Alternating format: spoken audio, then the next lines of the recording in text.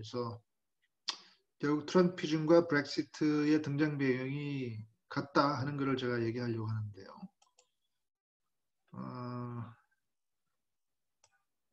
뭐 영국이 EU로부터 탈퇴 하는 게 맞느냐 아니면 아니냐 하는 걸 가지고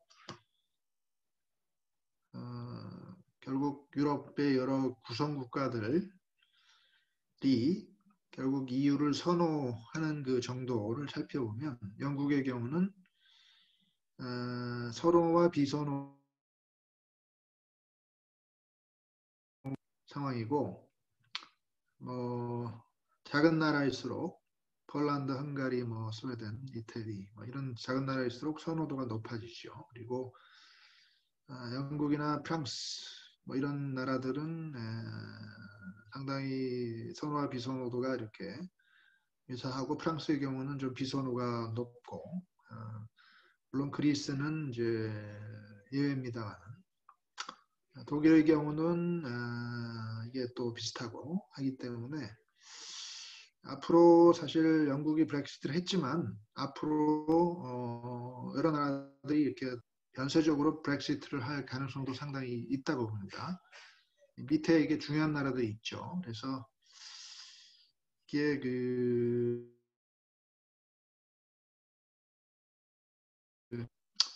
우리가 좀 조심스럽게 생각해 볼 필요가 있는데 우리가 그 트럼피즘의 등장 배경을 살펴볼 때 가장 그 유명한 커브가 이 엘리펀트 커브입니다. 여러분이 그 엘리펀트 커브라는 말을 들어봤는지 모르겠는데 이 정도는 그 확실하게 알고 있어야 됩니다. 여러분의 그 그레듀얼 레벨의 그 연구자들은 알고 있어야 됩니다. 이 모양이 이렇게 코끼리처럼 생겼죠. 꼬리가 있고 등이 있고 머리가 있으면서 코끼리의 트렁크가 땅으로 뚝 떨어졌다가 끝이 이렇게 하늘로 치솟아 있습니다.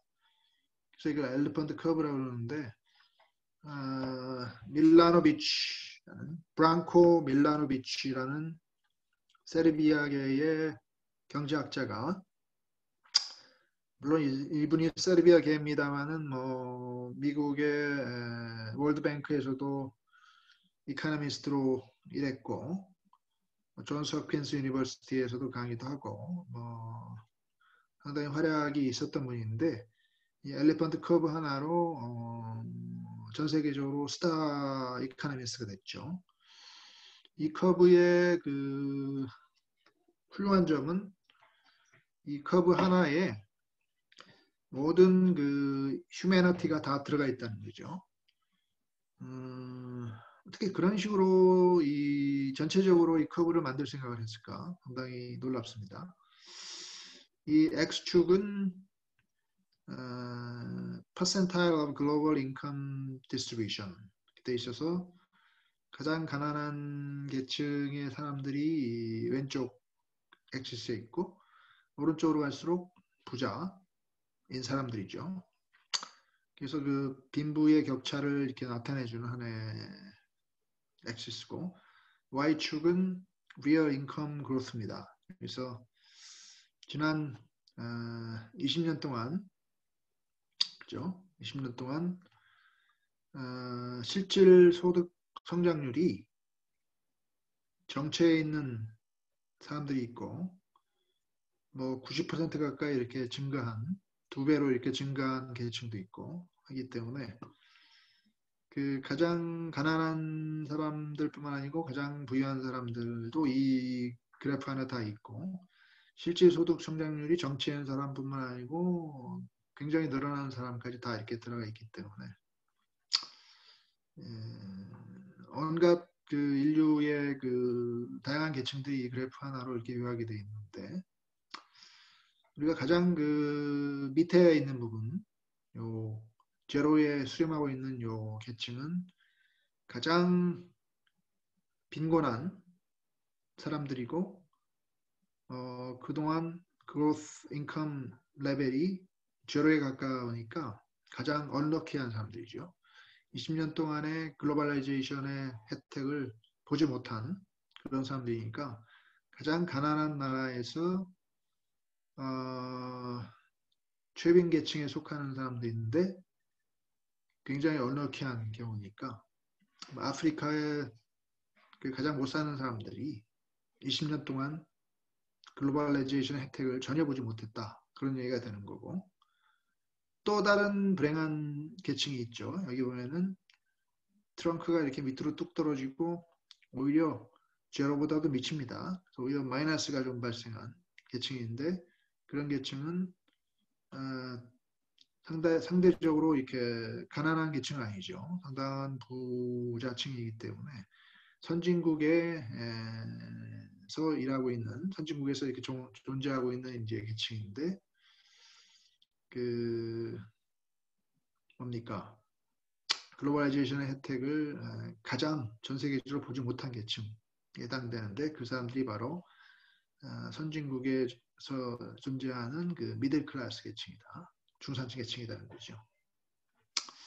그리고 코끼리의 가장 높은 부분에 해당되는 계층은 Rising Income in Emerging Economies, mainly China 이렇게 돼 있죠. 그래서 중국의 그 유망한 산업에 종사하고 있는 사람들이니까 중국 제조업에 종사하고 있는 계층이 되겠고 코끼리 트렁크의 끝부분에 속하는 사람들은 무밍 글로벌 엘리트이기 때문에 선진국에서 어떤 그 가장 잘 나가는 직종에 종사하는 사람이니까 미국으로 따지면 월스트리트나 그리고 UK로 따지면 뱅커들이죠. 그런 사람들이 여기에 해당이 됩니다. 우리가 주목해야 될 것은 같은 선진국의 오른쪽에 해당되는 계층인데 20년 동안의 글로벌라이제이션의 가장 그 피해자라고 할까요? 얼럭키한 혜택을 전혀 받지 못하고 오히려 마이너스가 된 계층이 바로 그 선진국의 중산층이고 그 선진국의 그 잘 나가는 분야의 엘리트들은 가장 혜택을 많이 본 계층에 해당이 되기 때문에 이 두 계층들은 상당한 적대감을 갖게 된다는 거죠. 그래서 미국으로 치면은 뭐 똑같이 너나 나나 이 뭐 시골에 하나의 그 고등학교까지 나오고 해서 서로 잘 압니다. 그래서 우리 친구들도 잘 알고 가족도 잘 알고 그랬는데 나는 뭐 그 미시간주나 뭐 오하이오나 이런 데 가서 그냥 자동차 산업이나 이런 데 임금 노동자로 기술자로 이렇게 취직을 했고 뭐 윈스콘신이나 이런 데서 옥수수 밭이나 이런 거를 가꾸면서 농장을 갖고 있고 20년 전에는 뭐 그런 선택 자체가 자연스러운 거였었어요. 근데 쟤는 뭐 뉴욕에 있는 무슨 대학을 가서 무슨 뭐 서비스 직종에 이렇게 또는 캘리포니아 뭐 실리콘밸리 이런 데 가서 뭐 어떤 그 잘 나가는 분야에 이렇게 20년 동안 종사하면서 뭐 월스트리트에서 일하고 이러면서 그 소득 수준이 나하고 지금 비교해 보면 엄청난 차이가 났다는 거죠. 그래서 그동안에 20년 동안 내가 이렇게 지내고 보니까 너나 나나 뭐 큰 차이가 없었는데 지금 보니까 엄청난 차이가 나는 거죠. 나는 뭐 사립학교 보낼 꿈도 못 꾸고 그러는데 쟤는 이제는 완전히 나와 다른 블락에 살면서 자식들 다 사립학교 보내고 헬스케어 고급 헬스케어 혜택 받고 밤에는 이렇게 파티하고 리무진 타고 와서 이렇게 파티복 입고 집에서 막 이렇게 칵테일 파티하면서 지내고 그 내가 옆에서 이렇게 내 동창이기 때문에 이렇게 지켜보는데 뭐 한 해 두 해는 뭐 봐줄만한데 계속 20년 동안 그게 점점 가속화가 되니까 이제는 더 이상 내가 견딜 수 없는 상황이 된 거죠. 내가 배가 아파서 왜 나는 이 모양 욕구이고 쟤는 저 모양 욕구. 왜 우리 애들은 공립학교에서 저렇게 고생하는데 제 애들은 그렇게 사립학교에서 잘 나가고 있고 그런 그 상대적인 박탈감 또 인컴 디스패러티에서 발생하는 상대적인 박탈감을 느끼는 계층이 선진국의 부밍 엘리트와 미들 클래스 간에 발생하는 현상이라는 거죠. 이제는 더 이상 참을 수 없다. 하는 상황으로 됐다는 거죠. 그 코끼리의 가장 낮은 그 트렁크 부분에 주로 존재하는 분들이 지금 트럼프 보터들입니다. 열성적인 트럼프 서포터들입니다. 하층민들이 아니에요. 어느 정도 미들 클래스고 또 본인의 직장이 있어요. 공장을 아직도 다니고 있고 광산을 다니고 있고 공장을 다니고 있고 콘필드에서 그 파밍을 하고 있고 자기 그 땅도 있고 이런 사람들인데 상대적인 박탈감을 엄청나게 느끼는 그런 사람들이죠. 애초에 뭐 잘 나가지 않았으면 그런 박탈감을 느끼지 않을 수 있는데 이 사람들이 열성적으로 이게 트럼프를 서포트하는 거예요. 뭔가 잘못됐다. 우리가 이렇게 크게 차이 나는 것은 자연적인 게 아니고 정부가 20년 동안 뭔가를 잘못했기 때문에 그런 거다 하는 이제 목소리를 내는 거고요. 그런 이제 문제점을 지적을 하면서 그 문제점을 이제 해결하기 위한 그 솔루션이 대략 두 가지 정도가 나왔습니다. 버니 샌더스라고 여러분이 그 민주당에서 힐러리 클린턴과 마지막까지 그 경쟁했던 그 후보가 버니 샌더스죠. 지금도 후보로 이렇게 부상을 했었죠. 이번 선거에서도. 그분이 제시하는 해법은 이 코끼리의 트렁크를 이렇게 쳐버리는 겁니다. 잘라버리는 거예요. 그러면은 이 부밍 엘리트, 글로벌 엘리트 계층의 소득 수준이, 실질 소득 수준이 이렇게 뚝 떨어지겠죠. 그 소득 수준을 가지고 떨어지는 소득을 가지고 이 밑에 있는 그 미들 클래스에게 보태주게 되면 트렁크가 좀 이렇게 평편해지겠죠. 그렇게 해서 인컴 디스패리티 문제를 해결하자 그런 얘기고 그분의 주요한 정책 수단이 그 부자에 대한 증세죠. 엄청난 양의 그 증세를 통해서 그 월스트리트나 이런 데 종사하는 분들의 그 소득을 세금으로 흡수하고 그걸 가지고 미들 클래스를 도와주는 일, 감세나 뭐 크레딧을 제공함으로써 이분들을 이렇게 밀어 올리는 그런 작업을 하자 그렇게 제안을 했고 그게 뭐 사회주의적이다 하는 상당한 또 사회적인 비난도 받고 그랬습니다. 사실은 그게 정답일지 모르죠, 그죠? 이 문제를 인컴 디스패리티 문제를 해결하려면 사실 그렇게 국내적으로 해결하는 게 맞는 거 아니겠어요? 대외적으로 해결하는 겁니다. 근데 이제 트럼프는 대외적으로 해결하는 방법을 제시를 했죠. 그 트럼피즘이 제시하고 있는 방법은 이 코끼리 등이나 머리에 해당되는 그 차이나의 주력 산업, 수출 산업에 종사하고 있는 그 계층의 소득 수준을 낮추고 그걸 가지고 미국 내 미들 클래스의 소득을 이렇게 올리는데 작용하도록 활용할 수 있다는 거죠. 무역 장벽을 통해서 그래서 관세 장벽이나 각종 그 압박을 가하게 되면 중국에 대해 압박을 가하게 되면 이 중국 내 제조업에 종사하는 사람들의 실질 소득 증가율이 점점 떨어지게 되고 그 미국 내 그 러스트벨트에 있는 미들 클래스의 인컴 레벨은 점점 올라가게 되니까 그 산업이 점점 부흥하게 되니까 결국은 코끼리의 등과 머리를 쳐서 트렁크의 밑부분을 끌어올리는 그런 해법을 제시한 거고 무역보복 형태로 나타나게 되죠. 이거는 상대방도 맞보복을 하기 때문에 결국은 전체적인 교육 규모가 줄어들 수 있고 빵을 키우면서 문제를 해결하는 게 버니 샌더스의 방법인데 그죠? 이 트럼피즘은 사실은 빵 자체를 오히려 줄어들게 만들 수 있기 때문에 상당히 그 장기적으로는 이코노미컬리 사운드한 정책이라고 볼 수는 없겠죠. 하지만 국내적으로 인기가 높습니다. 왜냐하면은 버니 샌더스의 방법은 그 부자들이 좋아할 리가 없죠. 그리고 선거라는 게 결국 도네이션에 의해서 자금 싸움인데 돈을 갖고 있는 부자들이 버니 샌더스에 도네이션을 할 이유가 없습니다. 그래서 트럼피즘은 그렇지 않죠. 그 화살을 밖으로 돌리고 중국을 스케이프고트로 삼았기 때문에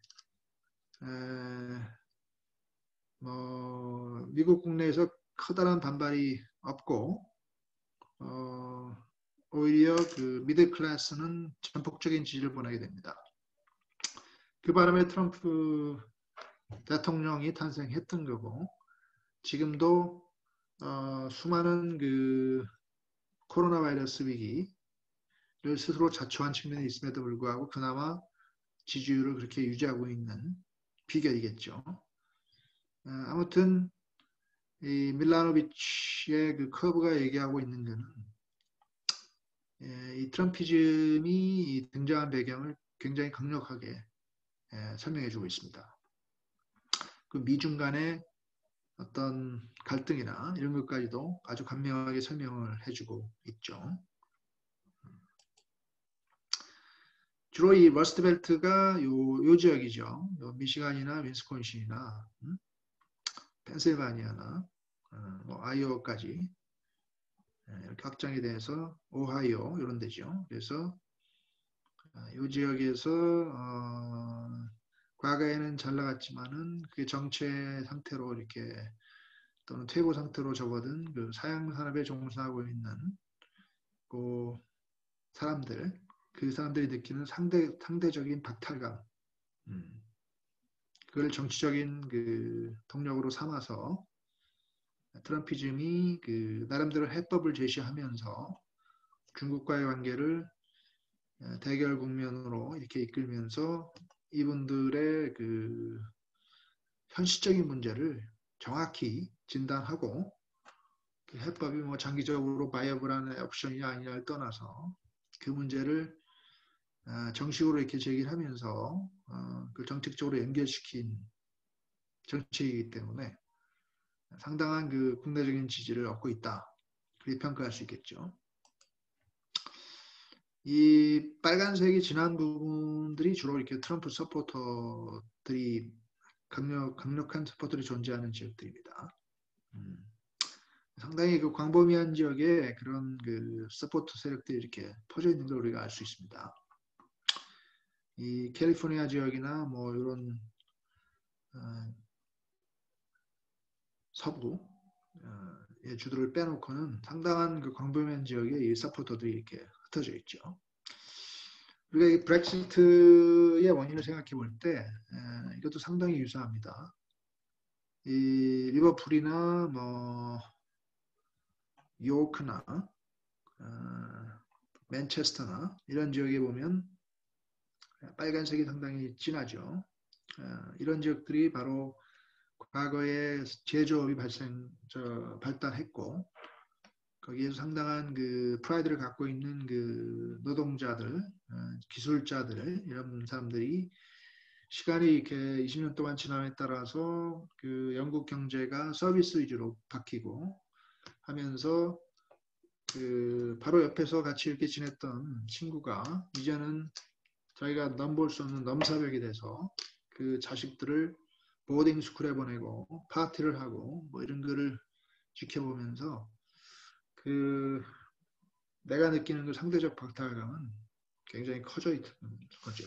그런 상황에서 이제 정부가 얘기를 합니다. 야, 브렉시트 하면은 영국 전체가 망하는 거야.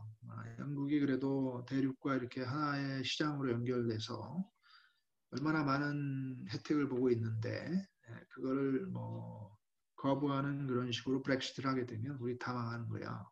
자꾸만 선전을 하고 특히 그 내가 경멸하는 뱅커나 이런 사람들이 자꾸만 그런 거를 입에 거품을 물고 막 얘기를 하니까 내 입장에서는 이해가 돼요. 브렉시트 하면 장기적으로 영국이 안 좋을 거라는 거를 이해를 합니다. 하지만은 그 내가 경멸하는 그 계층이 막 입에 거품을 물고 막 그렇게 브렉시트 반대 운동을 하는 거 보니까 그 브렉시트가 되면 정말 너는 엄청난 손해를 보겠구나. 나도 조금 손해를 보는데 나는 어차피 임금 수준이 실제 경제, 실제 소득 성장률이 이렇게 정체해 있으니까 나는 조금만 손해 보면 될 것 같은데 너는 엄청난 손해를 볼 것 같구나. 그렇게 느끼기 때문에 지금이 내가 복수할 기회라고 느끼는 거죠. 그래서 나도 좀 손해보지만 너는 완전히 거품이 빠질 것 같으니까 브렉시트는 내가 지지할 거야. 그렇게 생각하면서 실제로 이렇게 투표를 해보니까 브렉시트를 찬성하는 표가 더 많았다는 거죠. 그래서 결국 브렉시트가 발생한 거기 때문에 결국 그 근저에는 요 영국판 러스트벨트 지역에 존재하는 그 미들 클래스 사양 사업에 종사하고 있는 그 기술 노동자들 이런 사람들의 상대적인 박탈감이 표심으로 연결됐다. 그렇게 볼 수 있기 때문에 결국은 이제 국제 체제가 이제는 뭐 어떤 경제 성장을 하고 뭐 무역을 통해서 국부를 창출하고 뭐 이런 거를 그런 거가 굉장히 좌우하는 그런 시대가 아니고 안에 그 인컴 디스패러티라든지 unfairness라든지 fair trade의 중요성이라든지 어떤 그 정부의 그 선택적인 산업 정책이 어떤 그 개개 그 산업 집단에 미치는 장기적인 그 효과의 형평성 이런 문제들을 제기를 하면서 어떤 그 막연한 어떤 경제 성장이나 뭐 빵을 키우는 정책 뭐 이런 거를 프로모션했던 그런 시대가 이미 저물고 국내적인 어떤 인컴 이퀄리티 문제까지도 생각을 하면서 대외 정책을 이렇게 펼쳐야 하는 시대로 갔고 그게 그 브렉시트와 트럼피즘이 국제적으로 이렇게 시사하는 바입니다. 그래서 이런 문제들이 그 미국과 영국에서만 발생하는 게 아니고 어느 나라나 그런 문제점을 안고 있고 그게 점점 심각해지고 있는데 그게 그 미국과 영국에서 먼저 이렇게 터졌을 뿐이죠. 왜냐하면 서비스화가 그만큼 급속도로 진행됐고 가장 인컴 디스패러티가 심각한 나라들 중에 하나이기 때문에 다른 나라도 그런 현상과 문제점을 내재적으로 갖고 있기 때문에 또 그런 거의 중요성이 점점 커지고 있기 때문에 언제라도 이러한 그 브렉시트적인 사고, 어떤 탈다자주의적인 생각, 인컴 디스패러티 문제를 해결하지 않고 대정책을 피는 거에 대한 비난 이런 것들이 항상 그 자리 잡고 있다. 우리가 생각해 볼 필요가 있다는 거죠.